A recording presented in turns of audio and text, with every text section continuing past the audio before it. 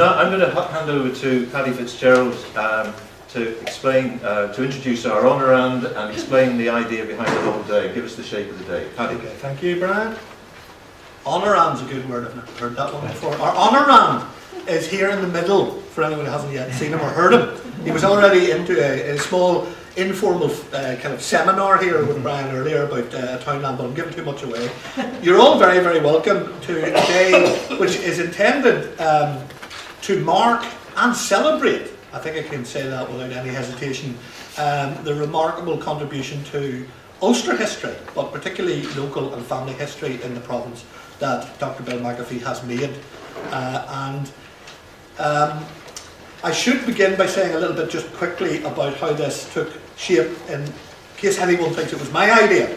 It wasn't. I was involved, but really, Lindy Lunny, stand up, Lindy, and we have shown people. Lindy Lunny was here in June as part of the Ulster American Heritage Symposium, and she approached, I think, myself and William over coffee and hatched this idea, and it developed with Brian and input from others, and we agreed that we'd be delighted to host a day such as the day we're having today. So Lindy's due credit for conceiving of the idea. The programme for the day, I won't go through in detail because you all have it in front of you, but simply to say the idea was to have what we're calling short interventions.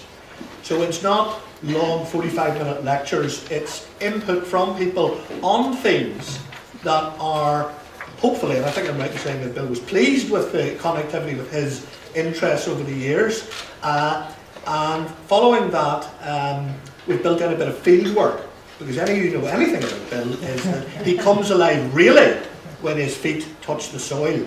So we have field work then in the afternoon. Now you might ask, why on earth are we having this now?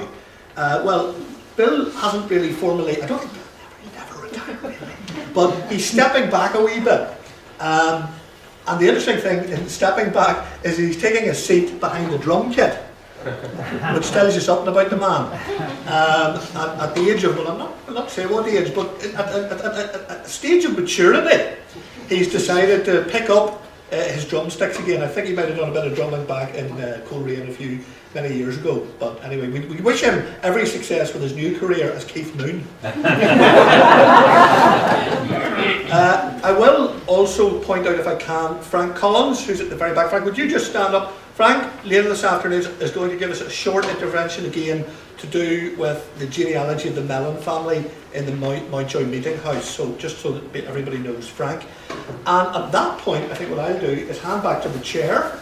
You want me to chair this, right? You're going to chair this and invite our first speaker to the front. Yes, but there's a programme change already. We have an additional speaker, ladies and gentlemen. Dr. Brian Trainor was looking very much forward to coming today, to being part of the proceedings, but he's not well enough to come. I think he's going to be well enough to come to the UHF's opening next week, but it was too long a trip today. So he was. We asked him if he would be prepared to. I can guarantee that this will not last more than 4 minutes, because he prepared a few words that he'd like spoken, and I went to collect the manuscript, but he was concerned that I might not be able to read his handwriting, so he read it out to me, and more or less with his permission, I recorded it. So I'm going to, more or less. Remember that for court case.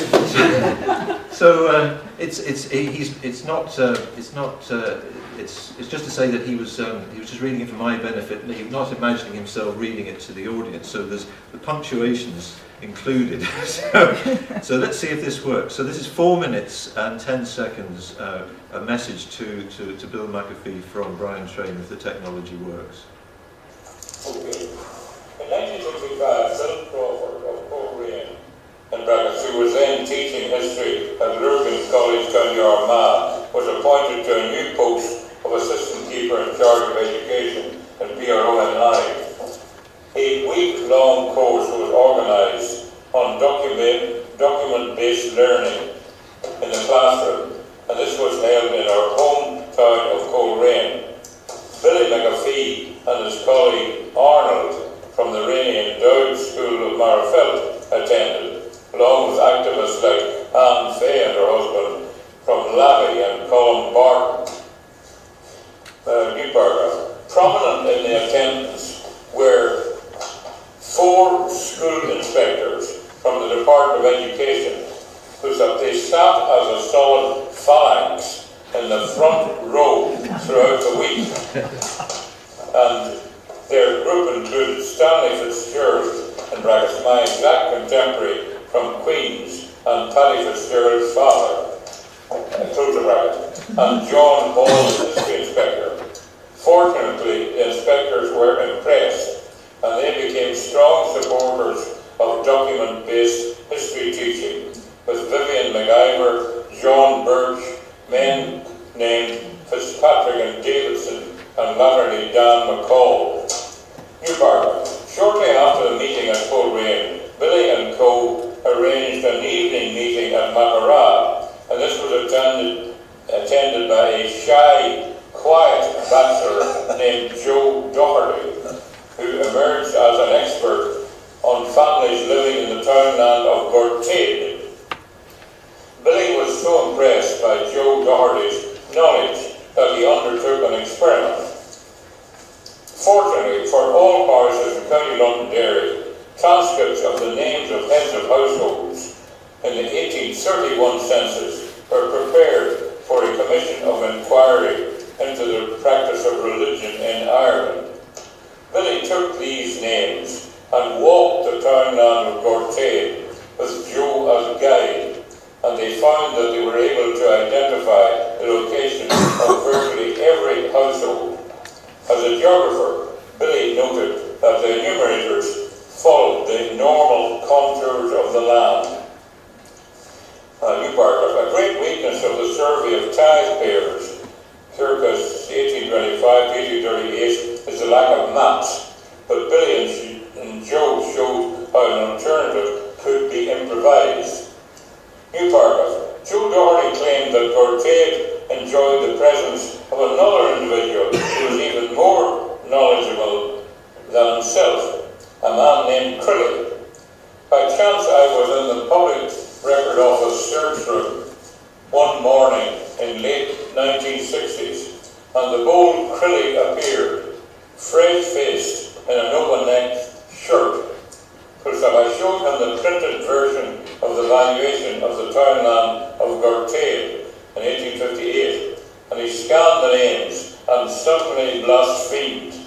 Christ, the Yank, the man that brought the scythe to Gortade. Could be that. Fortunately, in the mid-1970s, the Secretary of State for Northern Ireland was Merlin Rees, a former headmaster who took the view that the only hope for Northern Ireland was education. This enabled exceptionally imaginative educationists like the great John Mellon and Billy Macafee to flourish. Long may Billy reign. I am delighted that friends are gathering to celebrate his achievements, and I'm sorry that I am physically unable to join the party.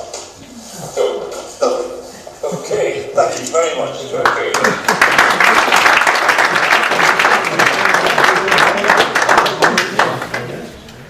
So,